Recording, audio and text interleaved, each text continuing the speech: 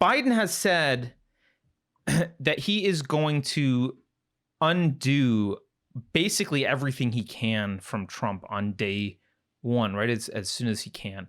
So we can expect him. He hasn't said that he's going to repeal the critical race theory executive order, but we know that that's going to be on his agenda.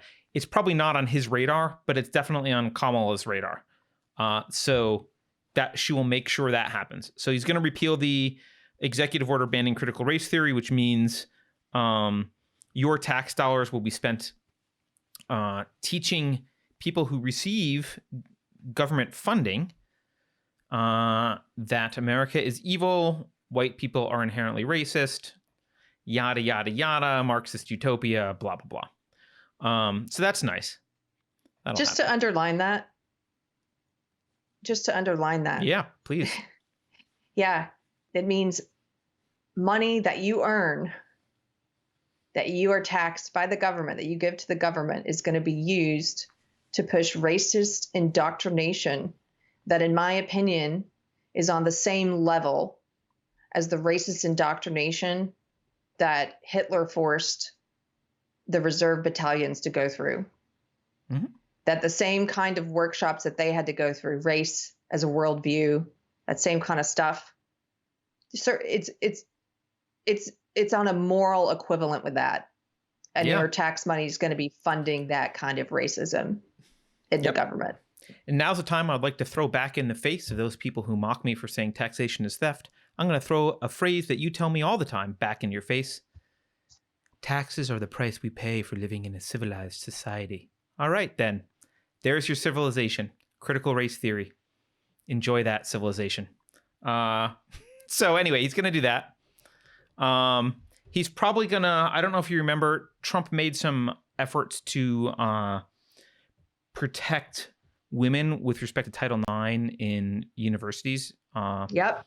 And Biden will undo that and go back to the transgender stuff, allowing it's really bad for female athletes, I imagine. Biden will unwind any of that, so there will be that South Park episode of the remember the South Park episode of the burly guy who was of quote female or whatever quote woman. It'll be that. And to be clear, that he's going to roll back what they, like you said, what they tried to do with Title IX, which was to prevent it from being misused as a weapon to take away the civil rights of men on college campuses, mm-hmm. and also to push this idea that biological men should be able to compete in women's sports. Well, the first thing you're talking about is the guilty until proven innocent thing. Talk about that. So the first thing I'm talking about is we have an old episode, pretty old. Like when we first started, we covered the Title IX stuff. We should pull that up because that's a refresher of what was happening. You can find, surprisingly, even some legacy media outlets were covering this. There are numerous stories of men who, the way in which they started to use Title IX on college campuses is basically if you are a woman and you allege that you've been sexually harassed or raped or in some other way, if you're offended, I don't know. But if you've been sexually harassed or raped by a man, the accusation, the way they treat it on a college campus, they don't treat it like they do in a court of law. On a college campus, they take the accusation as God's truth.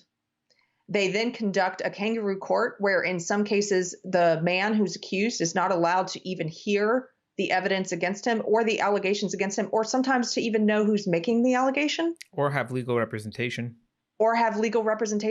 Mm-hmm. They treat it as if it's true at a lot of college campuses. They go ahead and suspend the guy from college, or they tell him he's not allowed to attend classes anymore until the results of this kangaroo trial are over. There's some evidence it's disproportionately hurting men of color who've been facing some of these allegations, and immigrants. It has ruined the careers, the trajectory, the college career, and then presumably career beyond of people who've won. There are some guys they profiled who were like scholarship winners, who've lost everything trying to defend themselves against these allegations. And the court, these Title IX tribunals on colleges operate independently of the court of law. So even though in a lot of these cases there's not enough evidence to prove anything legally, not even enough for police, the police are like, there's not even enough here to investigate. The colleges are acting differently and are basically acting as a hammer towards any woman who decides she has an axe to grind with a guy, can go and make this allegation and ruin his life. There was one case we looked at where a guy and girl had dated for a while, had broken up. Some amount of time later, like a year later or so, the girl decides she's a man and decides to transition.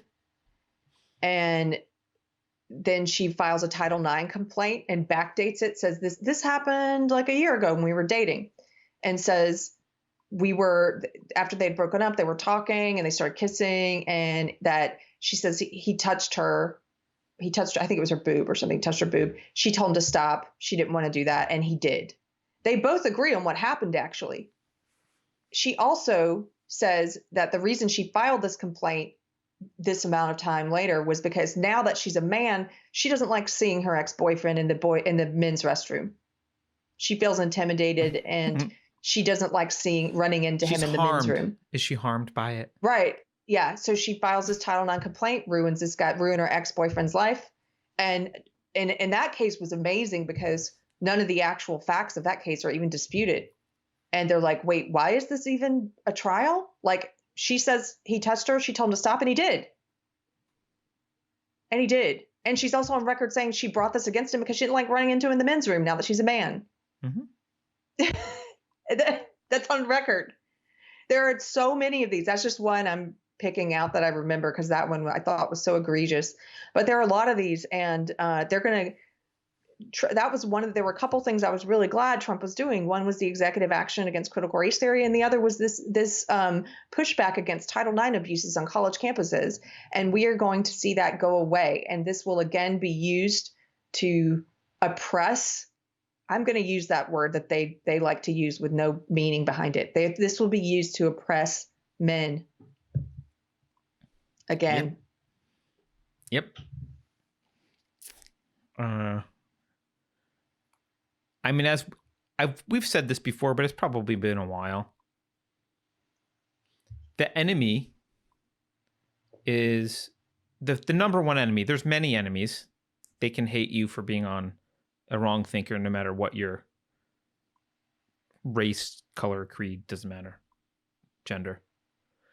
But the archetypical enemy is the white Christian male. And so if they have a college campus you're in the den of the wolves. That's hell. That's Satan's lair, is the college campus. And if they're allowed to make the rules, they will make you suffer. They will make you suffer. So, what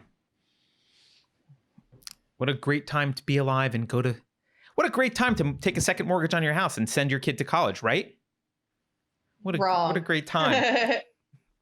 It's not like there's free MIT courses online or anything. Oh, wait a minute.